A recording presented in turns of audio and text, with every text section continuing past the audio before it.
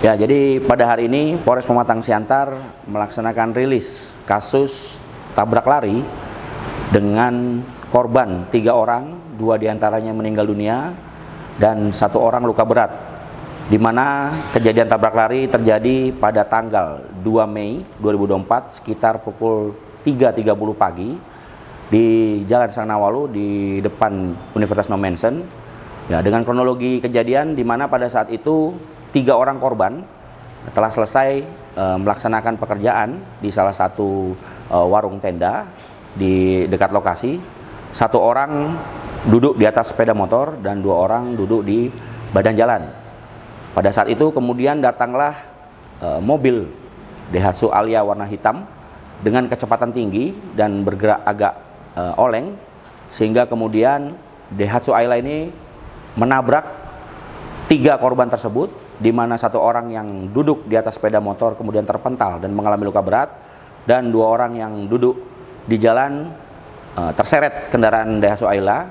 1 orang terseret sejauh sekitar 12 meter dan yang satu sejauh 1 km, sehingga 2 orang korban yang terseret meninggal dunia di lokasi kejadian.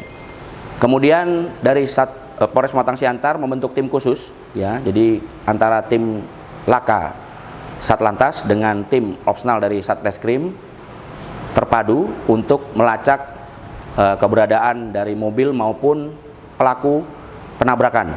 Ya, didapati bahwa 2 hari kemudian mobil yang digunakan dapat ditemukan oleh tim Polres Pematang Siantar dan kemudian dikembangkan lagi, dan akhirnya pada tanggal 5 Mei didapati identitas pelaku. Kemudian tim turun ke rumah nenek dari pelaku. Saat itu pelaku tidak ada di sana, namun kemudian pada tanggal 7 Mei dari keluarga kemudian menyerahkan pelaku kepada Polsek untuk kemudian dijemput oleh tim Polres, dan akhirnya sekarang masih dalam tahap penyidikan. Jadi pelaku ini merupakan anak di bawah umur, usia 16 tahun 6 bulan, di mana pelaku merupakan putus sekolah, tidak lagi bersekolah meskipun masih usia pelajar. Sehari-hari sering meminta atau diberikan pekerjaan oleh si pemilik mobil untuk menggantikan posisi sebagai seorang supir in drive. Nah, pada saat kejadian di tanggal 2 dini hari, pelaku sudah diingatkan oleh penumpang bahwa mengemudikan dalam keadaan tidak normal.